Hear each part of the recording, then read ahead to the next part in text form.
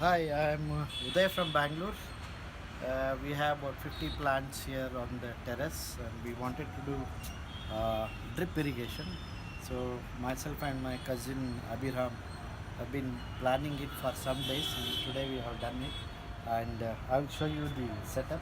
That's an inlet pipe which is coming to the main line, and then we have taken the pipes from the other main supply to the points. We have about 52 plants, and it's been really wonderful pleasure working with these things because it's very easy, convenient, and I'm sure I'm going to save a lot of water. And that too in summer, it's difficult for us to keep coming up and then watering every now and then. So I hope this works out well.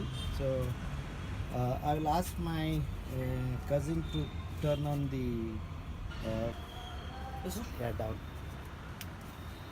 Congrats, man. Welcome. So we are seeing here the result.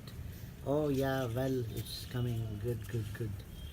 So I think I have to regulate the flow, but it's fine. I think this is what I wanted. Lovely.